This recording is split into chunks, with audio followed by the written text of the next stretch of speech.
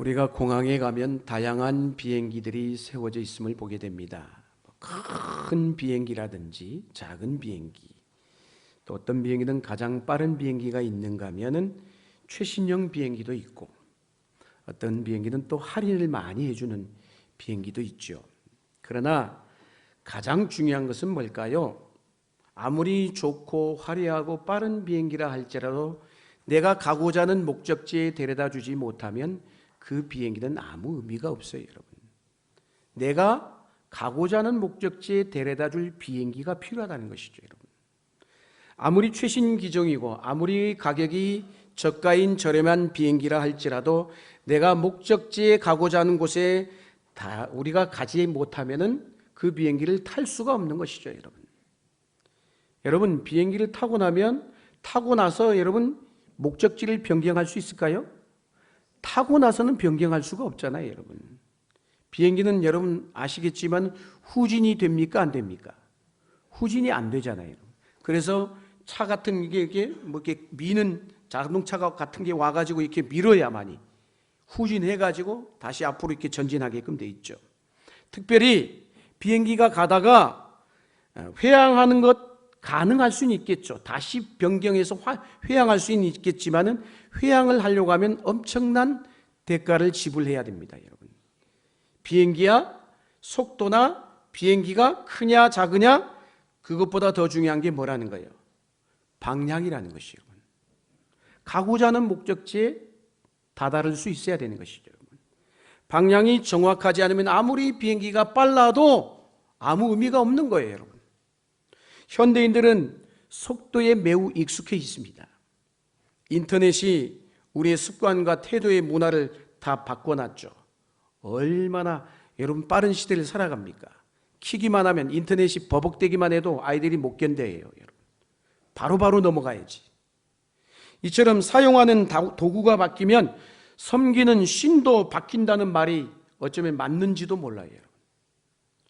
오늘날 문화의 특징이 뭘까요? 조급함이에요, 여러분.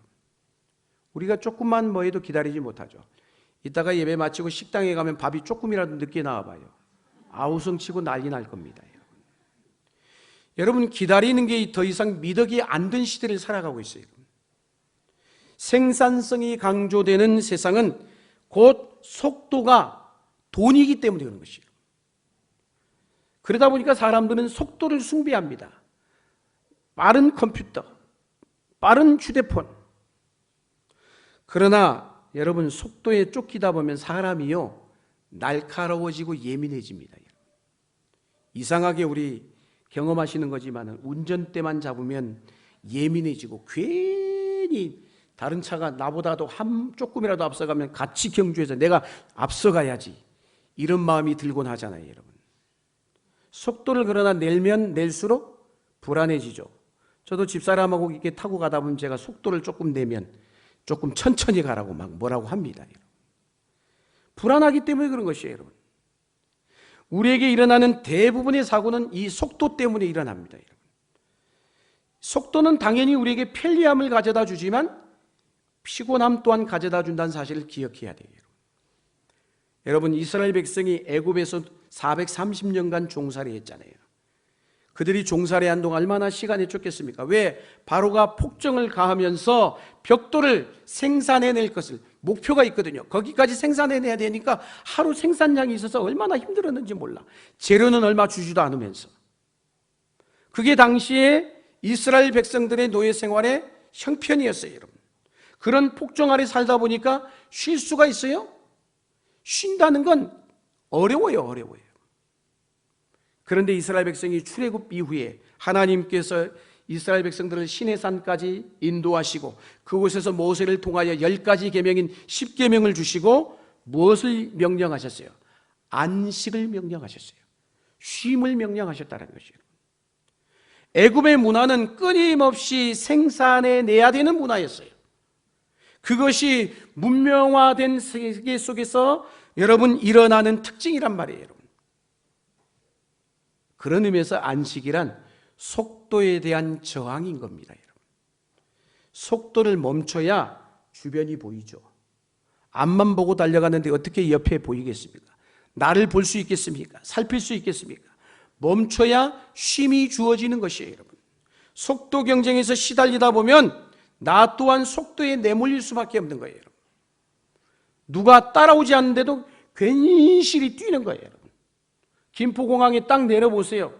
경험하는 거죠, 여러분. 보셨는지 모르겠어요. 5호선 지하철 타기 위해서 내려가는데 왜 에스컬레이터가 이렇게 가고 있는데도 뛰는지 몰라. 누가 따라오지 않는데도 뛰어. 인터넷은 365일 24시간 연결되어 있습니다.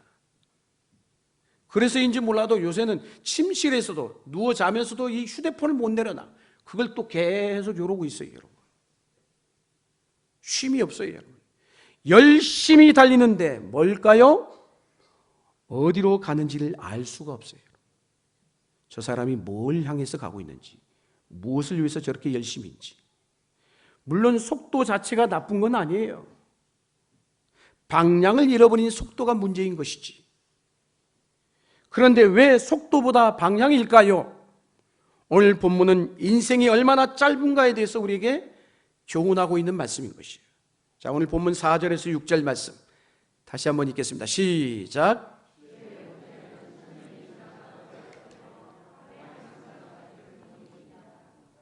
5절 말씀, 주께서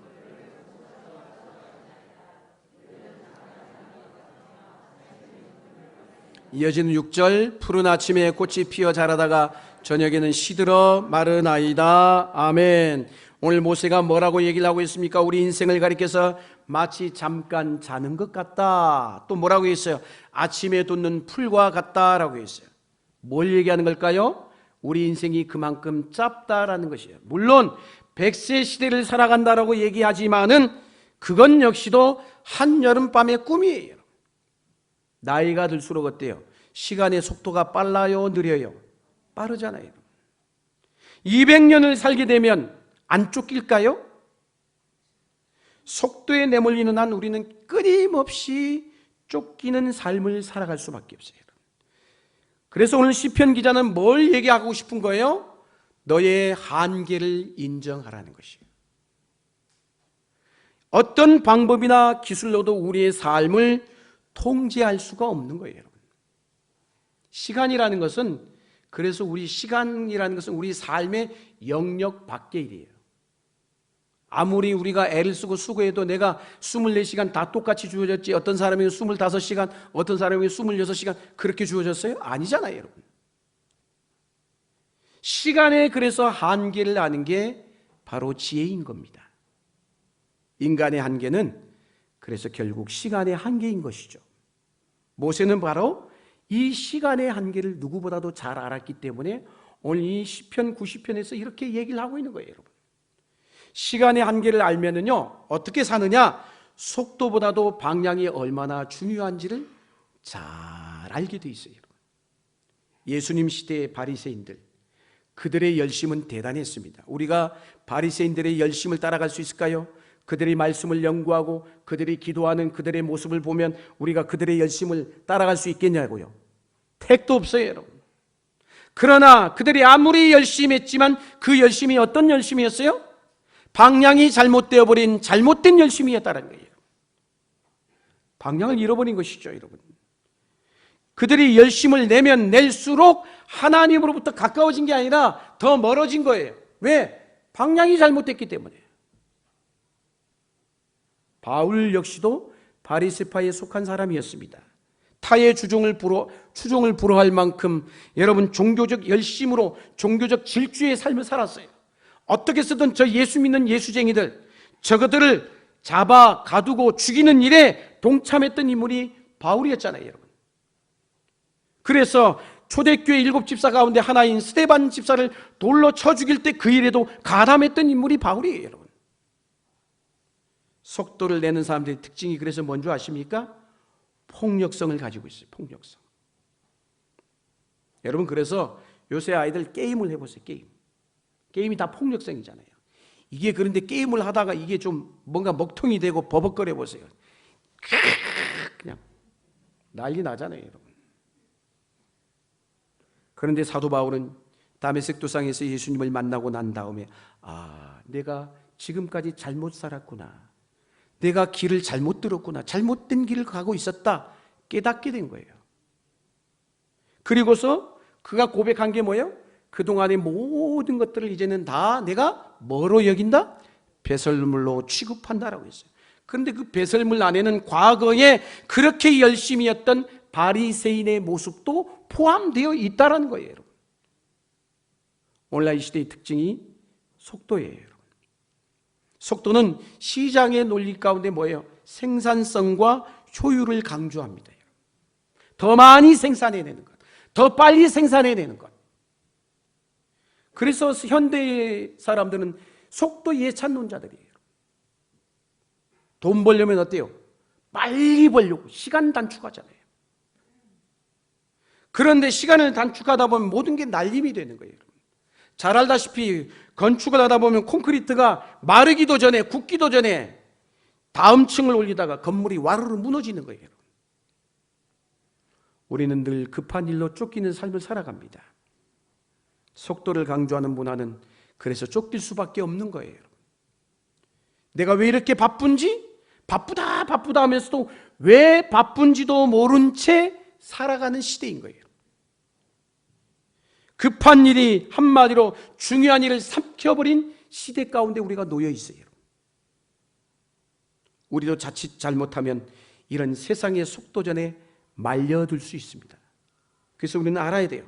이 한 해를 시작하면서 이 연초에 내 인생이 과연 제대로 가고 있는지, 내가 가고 있는 인생길이 바른 방향을 향해서, 바른 목적지를 향해서 가고 있는지 확인하고 점검할 필요가 있다는 것이에요. 할렐루야! 우리 하나님은요, 그래서 우리를 향해서 속도보다 방향을 원하십니다. 이스라엘 백성들에게 향하신 모든 말씀의 대부분이 뭐예요? 속도가 아니에요. 방향이에요. 너는 이렇게 살아라, 저렇게 살아라. 방향을 얘기하고 있는 것이에요. 이스라엘 백성들이 그러나 그들은 방향을 놓쳐버렸어요. 불과 2주 만에 갈 수 있는 저 가나안 땅을 무려 40년 동안 유리방황하는 삶을 살았잖아요, 여러분. 오늘 우리가 읽은 이 말씀이 시편에 나온 유일무이한 모세가 지은 시다라고 얘기를 합니다. 모세는 우리가 알고 있다시피 온유한 사람이라고 알려져 있죠. 이 땅에 어떤 사람보다도 온유했던 인물로 알려져 있어요. 근데 물어봅니다. 여러분이 생각하는 온유란 무엇일까요? 온유가 뭐라고 생각하세요? 온유함이 어떤 부드럽거나 우유부단하거나 유약한 것으로 오해하곤 합니다. 그러나 그렇지가 않아요. 성경이 말하는 온유함은 그런 것이 아니라 어떤 외적인 환경에도 불구하고 전혀 흔들림이 없는, 요동하지 않는 내적 견고함을 온유함이다라고 얘기를 하고 있는 것이에요. 할렐루야! 만약에 여러분 모세에게 이런 온유함이 없었다면 거친 백성들과 감히 40년 동안을 함께 할 수 있었을까요? 하루 이틀도 아니고 한 해 두 해도 아니고. 그렇다면 누가 온유할 수 있을까요? 모세에게 주어진 임무는 가나안 정복이었어요. 가나안 정복이라는 분명한 목표가 있었단 말이에요. 그것은 하나님으로부터 받은 계시이고 하나님이 주신 소명이었다는 것이에요. 그러나 이스라엘 백성들은 아니었어요. 그냥 단지 모세가 말하니까 모세만 쫓아간 거야. 모세만 따라간 거예요. 모세가 목적이 돼버린 거예요. 그러니까 무슨 일만 일어나면, 배고프고 목마름의 일이 일어나면, 문제가 생기면 항상 모세 앞에 와가지고 달라 원망하고 불평했다는 거예요. 시비를 걸고. 이게 이스라엘 백성들의 모습이었잖아요, 여러분. 툭하면 애굽으로 돌아가겠다고 하질 않나. 한마디로 그들은 방향보다도 속도를 원한 거예요. 빨리 먹을 걸 달라는 거예요. 마실 걸 달라는 거예요, 여러분. 방향을 잡고 있었던 사람은 오직 유일무이하게 누구입니까? 여호수아와 갈렙 둘뿐이었어요. 10명의 정탐꾼은 가나안을 정탐하고 난 이후에 우리는 저들 앞에 메뚜기와 같은 존재입니다. 그러나 여호수아와 갈렙은 뭐예요? 하나님이 우리와 함께 하시면 저들은 우리에게 밥입니다. 하나님이 주신 땅이라고 분명히 그 목적지를 바라보았던 거예요. 결국 여호수아가 모세의 뒤를 이어서 이스라엘 백성들을 가나안 땅으로 인도했잖아요, 여러분. 중요한 것은 전체를 보는 눈이 있어야 돼요. 오늘 내 인생의 전체를 볼 수 있어야 돼요. 이 한 해를 전체를 볼 수 있어야지 오늘, 내일 그 눈을 떠서 이제는 이 한 해 끝까지 전체를 볼 수 있어야 되는 것이에요.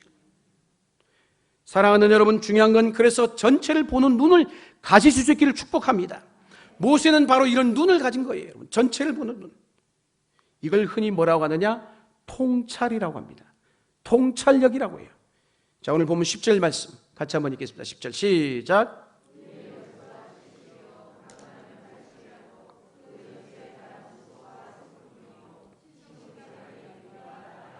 아멘. 모세는요, 지금 이스라엘이 가야 되는 길을 전체를 바라보면서 이 말씀을 하고 있는 거예요, 여러분. 시간에 대한 깊은 이해를 가지고 있는 것이죠, 여러분. 그래서 시간에 대한 깊은 이해가 결국 지혜를 가져오게 돼 있어요. 그 지혜가 결국 시간에 대한 지혜를 높인단 말이에요, 여러분. 겸손이란 시간을 통해서 만들어지는 게, 하루아침에 만들어지는 게 아니에요, 여러분. 전체를 보면 그래서 결코 조급해지지 않습니다. 요 앞에 것만 보니까 자꾸 요것만 먹으려고 빨리 저 사람보다 앞서가야지, 저 사람과 싸워서 이겨야지, 조급해지는 거예요, 여러분. 사랑하는 여러분, 전체를 보면 조급해지지 않습니다. 지금 당장 내가 생각한 대로, 내가 계획한 대로 돌아가지 않을지라도 전체를 보게 되면 불평하지 않게 돼 있다는 것이에요. 여호수아는요, 모세의 시종 노릇을 무려 몇 년간 했느냐? 40년 동안 했어요. 40년 동안. 40년 동안 순종한 거예요, 순종. 반면에 가룟 유다는요, 예수님을 3년도 채 못 따라다닌 거예요. 왜 그렇습니까? 예수님이, 주님이 가고자 하는 방향과 자신이 가고자 하는 방향이 어땠다라는 거예요? 달랐기 때문인 것이에요, 여러분. 방향이 다르면 함께 할 수가 없죠, 여러분. 신앙의 길이란 뭘까요? 하나님이 내게 주신 말씀, 성경의 말씀에 토를 달지 않고 순종하며 걸어가는 삶, 그게 신앙의 길인 것이에요, 여러분. 할렐루야. 모세와 여호수아는 그러나 방향이 같았던 거예요. 바라보는 게 같은 거예요, 바라보는 게. 우리가 성경을 묵상하는 이유는 뭘까요? 하나님의 생각을 내 생각 속에 채우기 위함인 것이에요. 하나님과 같은 결을 맞추는 작업, 이게 하나님의 말씀을 읽는 것이고 보는 것이고 듣는 것이고 묵상하는 것이에요. 내 생각이 하나님의 생각으로 바뀌어가는 과정인 것이죠. 이전에 내가 걸어왔던 삶과 예수 믿고 나서 그리스도인이 된 이후의 삶이 같아요? 전혀 달라야죠, 여러분. 이제 우리는요, 이전으로 돌아갈 수가 없어. 그런데도 자꾸 이전으로 돌아가려고 해. 그때가 좋았는데, 애굽으로 돌아가려고 해. 현재 여기에서 몸담고 있으면 여기에 충실하셔야지. 왜 자꾸 회귀하려고 해요? 과거로 돌아가려고 해요. 우리는 이전으로 돌아갈 수 없어요. 그래서 오늘 사도 바울은 우리에게 우리의 방향을 제시합니다. 빌립보서 3장 14절 말씀이죠. 같이 한번 읽겠습니다. 시작.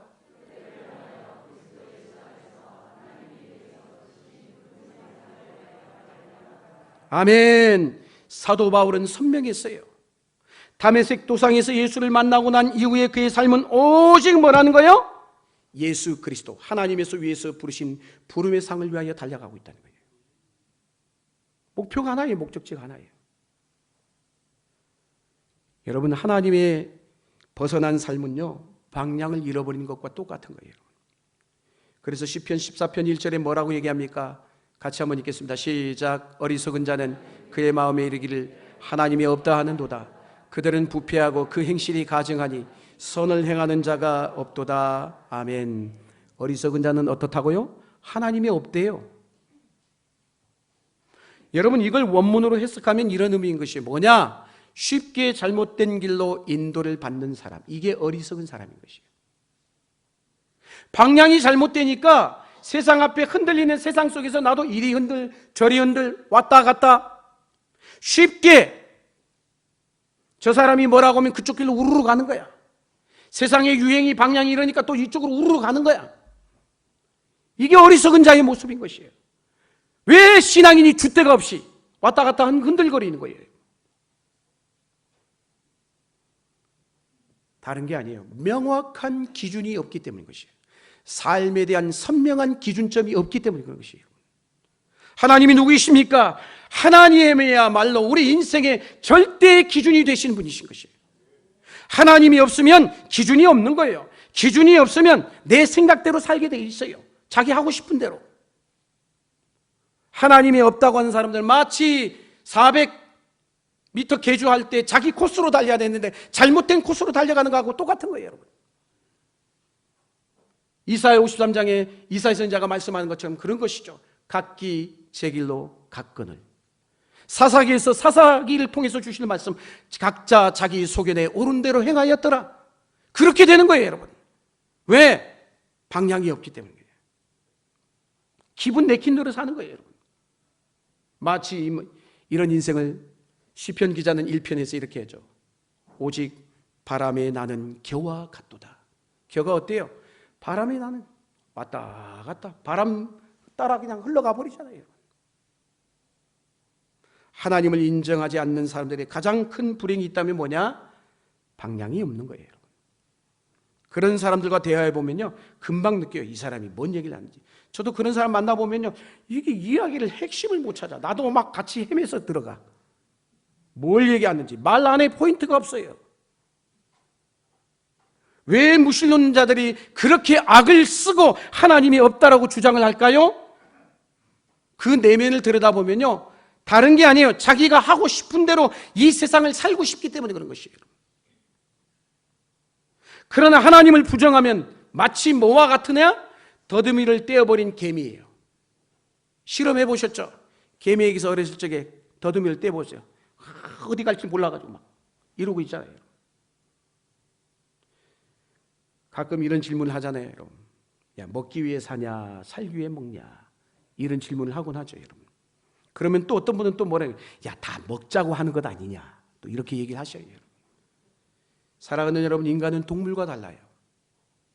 단순히 먹기 위해 사는 것이 아니라 살기 위해 먹습니다. 중요한 것은 뭐냐? 무엇을 위해 살려고 먹느냐에 대한 답을 해야 된다는 것이에요. 존재의 목적인 것이죠. 무엇을 위해서 살 것인가? 이 질문은 결코 쉬운 질문이 아니에요. 그렇기 때문에 이 세상의 철학도, 이 세상의 문화도, 이 세상의 어떤 학문도 이 질문에 대한 답을 줄 수가 없어요, 여러분. 때문에 많은 사람들이 이 질문에 대한 답을 내리지 못한 상태 속에서 살다가 먹다가 죽는 거예요, 여러분. 예수님께서 말씀했죠. 산상수훈에서 너희가 무엇을 먹을까, 무엇을 마실까, 무엇을 입을까 염려하지 말라. 거기서 그냥 염려하지 말라는 말씀일까요? 아니에요. 염려하지 말라는 말이 핵심이 아니라 그 대목에서는 이거예요, 여러분. 어떻게 살아야 되는지, 내 인생이 어떻게 살아야 되는지에 대한 이유와 목적을 분명히 붙잡으라는 것이에요, 여러분. 무엇을 위해서 살 것입니까? 그 인생 또 어떻게 살 거냐라는 거예요. 그래서 오늘 시편 90편 12절에 뭐라고 얘기했어요? 읽지 않았던 말씀이죠. 12절 말씀 읽겠습니다. 시작.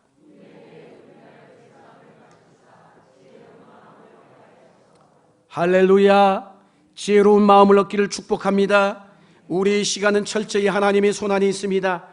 지혜자는 그래서 늘 나의 한계를 알고 내 인생을 이렇게 낭비하지 말아야지, 올바른 목적과 방향을 향해서 가야지, 그렇게 결정하는 사람인 것이에요. 그게 진정한 지혜자인 것이에요. 우리의 삶은 한계가 있어요, 여러분. 우리의 에너지도 한정적이잖아요. 먹어야 되잖아요. 충전해야 되잖아요. 그러기에 시간이라는 게 매우 중요한 거예요, 여러분. 시간의 낭비를 없애야 후회도 줄어들게 돼 있어요, 여러분.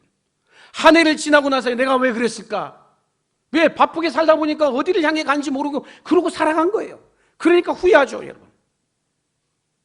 내가 하고 싶은 일 다 할 수 있어요? 다 할 수 없어요, 인생. 내가 꼭 해야 할 것만 붙들라라는 것이에요. 그렇다면 내가 꼭 해야 될 일이 도대체 뭘까요? 우리는 무엇을 위해서 살아야 될까요? 그건 우리가 정하는 게 아니에요. 하나님의 뜻을 발견해야 합니다. 로마서 12장 2절 유명한 성경 구절이죠. 같이 한번 읽겠습니다. 시작.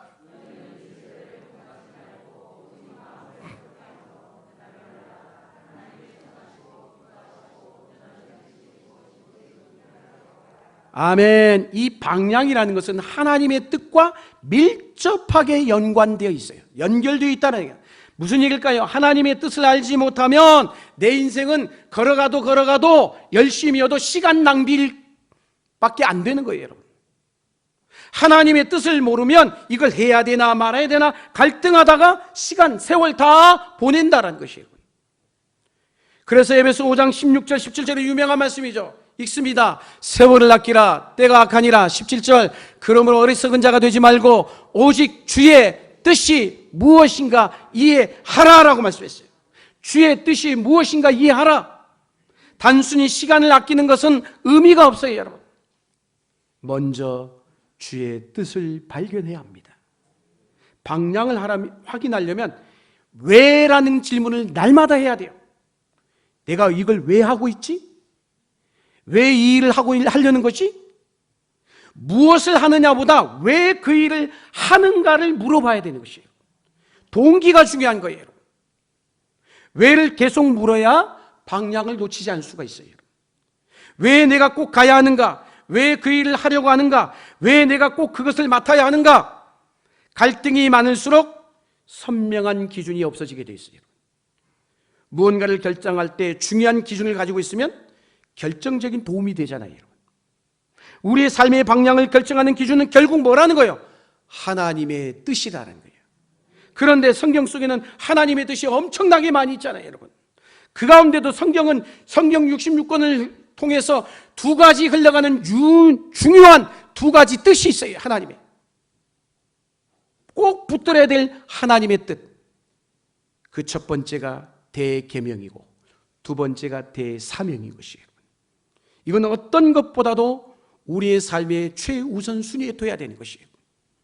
대계명과 대사명은 성경의 66권에 중요하게 흘러가는 핵심 방향인 것이에요. 이것은 내가 세운 인생 계획보다 훨씬 더 중요하단 말입니다. 대계명과 대사명을 붙들고 살면 마치 목적지가 분명한 비행기에 오른 것과 같은 것이에요. 방향을 분명히 정하고 살아가기만 한다면 시간의 문제는 우리 하나님이 조정해 가실 것입니다. 첫 번째 대계명입니다. 마태복음 22장 37절 이하의 말씀 같이 한번 읽겠습니다. 시작.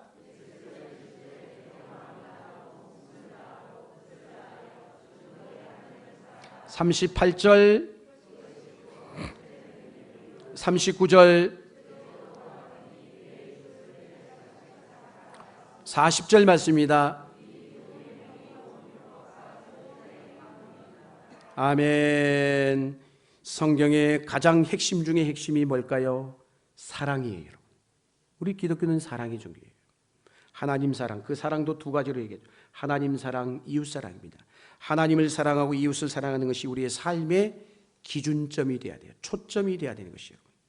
요한복음 15장 12절도 그래서 이렇게 말씀하죠. 내 계명은 곧 내가 너희를 사랑한 것 같이 너희도 서로 사랑하라 하는 이것이니라. 성경의 요지는 사랑이라는 것이에요. 사랑에 초점을 맞춰버리면 방향은 결코 잃지 않게 되어 있습니다.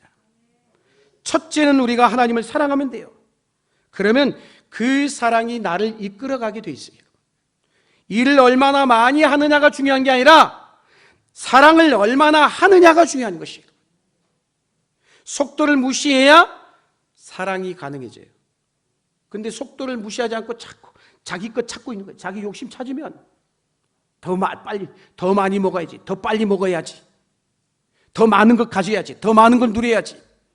그러다 보면 사랑을 놓쳐버리는 거예요. 에로스 사랑도 속도인 거예요. 그러나 아가페 사랑은 속도를 거부하죠. 좋은 친구 보세요. 좋은 부부관계는 어때요? 시간이 단숨에 이루어집니까? 아니죠. 시간이 많이 필요한 거예요, 여러분. 그래서 따라했습니다. 사랑은 결과보다 과정입니다. 과정이에요. 속도를 강조하면 잃어버리는 게 많아요, 여러분. 속도는 마치 상품화 쪽으로 흘러가게 돼 있어요. 그러나 사랑은 이웃과 함께 오래 머물러 있어야 돼요. 상대가 연약하면 기다려줘야 됩니다.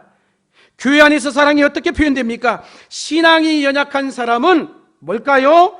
강한 사람이 기다려줘야 되는 것이에요. 우리가 소그룹 모임을 갖습니다. 소그룹 모임 안에도 보면 다양한 사람들이 있죠. 나보다 믿음이 연약한 사람이 있습니다. 나보다 또 어떤 사람은 독특한 사람이 있습니다. 어떻게 해야 될까요? 내가 기다려줘야 돼요. 기다림이 사랑인 것이에요. 사랑이 많은 쪽일수록 더 많이 기다려주는 것이에요. 그런 걸 잘하는 사람을 훈련해서 세운 게 순장인 것이에요. 순장님이 어떤 사람이든지 간에 순장님 앞에, 권위 앞에 순종하셔야 돼요. 여러분. 사랑하는 여러분, 자녀보다 부모의 사랑이 큰 이유가 그거잖아요. 부모가 기다려주는 것이지 자녀가 부모를 기다려줍니까? 포기하지 않고 기다려주는 아버지가 있었기 때문에 집 나간 탕자가 돌아올 수 있었던 것이에요. 여러분, 아버지의 사랑 안에는 마치 탕을 끓이듯 곰삭치는 오랜 시간이 있었던 것이에요.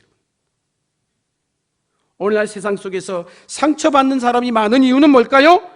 그 속도에 보조를 맞추지 못한 결과인 것이에요. 사랑하는 성도 여러분, 그래서 사랑은 느린 것입니다. 사랑은 속도를 포기할 때 찾아오는 거예요. 속도는 과정을 무시합니다. 그런데 속도에서 사랑을 찾아볼 수 있어요? 없어요. 지금 사랑하고 있는가를 물어야 됩니다. 여러분, 밖에서 사 먹는 인스턴트 밥하고 집에서 아내가 시간을 정성을 다해서 해준 밥하고 맛이 같겠냐고요. 여러분, 잠시 잠깐의 사귐 별 의미가 없어요. 그건 잠시 간 관계에 무슨 믿음이 있고 신뢰가 있겠습니까? 여러분, 물질은 풍요로워졌는데 이 시대가 어떤 시대예요? 행복은 점점 줄어가고 있어요. 우리에게 우리의 날 계수하는 지혜로운 마음이 필요합니다. 사랑할 날이 많지 않다라는 것이에요. 사랑하기에는 시간이 부족해요. 여러분, 사랑은 영원한 것입니다. 다른 것은 잠깐인 것이죠. 제가 예전에 아내 이제 병원에 이제 진찰하러 가서 검사하고 식당에 가서 식사를 하는데 거기에서 본 글이에요. 이런 글귀가 있습니다. 보여주세요. 뭐라고 써 있어요? 사랑할 시간도 없는데 어떻게 미움을. 제가 사진을 찍어 왔어요. 사랑할 시간도 없는데 어떻게, 뭘까요? 사랑하는 것만이 남게 돼 있어요. 하나님을 사랑하는 일이 뭘까요? 다른 게 아니라 예배잖아요. 예배는 쉼 없이 하던 일을 멈춰야 가는 거예요. 예배는 때우면 안 되는 거예요. 우리의 사랑이 하나님을 향해 있어야 되는 것이에요. 여러분, 예배에 집중해야 되는 것이에요. 이 시간에 앉아있는데 우리 생각이 딴 데가 있어. 하나님을 사랑한다고 얘기할 수 있어요? 예배를 드리면서 우리는 일보다, 그 일을 통한 수익보다 하나님을 더 사랑한다는 고백이 있어야 진정한 예배가 되는 것이에요. 그러므로 충분한 예배를 드리기 위해서는 여기에 멈춰 서서 집중해야 되는 것이에요. 바쁜 일상을 멈추고 하나님 앞에 충분한 시간을 내어 드릴 수 있어야 되는 것이에요. 여러분, 예배는 일시적인 멈춤입니다. 속도를 거부하는 거예요. 하나님은 우리에게 좀 더 뭐라고 얘기하느냐? 천천히 살라는 거예요. 천천히. 옆에 분에게 선포하십시오. 천천히 사세요. 이웃을 사랑하려고 하면 내 시간을 멈춰야 되는 것이에요. 여러분, 상대가 필요할 때 시간을 내어줄 수 있어야지. 시간이 바쁜데 어떻게 내어줄 수 있어요? 여러분, 마치 할 일이 하나도 없는 것처럼 그 사람과 함께할 때 거기에 비로소 하나님의 뜻이 이루어지는 거예요. 주의 사랑이 열매가 맺어지는 거예요. 여러분, 속도를 멈춰야 주변이 보이잖아. 이웃이 내 눈에 들어오죠. 여러분, 위대한 일을 한다고 해서 위대해지지 않습니다. 사랑보다 위대한 일은 없습니다. 하나님은 바로 그 사랑을 우리에게 요구하고 계세요. 마지막 두 번째, 대계명입니다. 대사명입니다. 대사명, 마태복음 28장 18절에서 20절 말씀 같이 한번 읽겠습니다. 시작.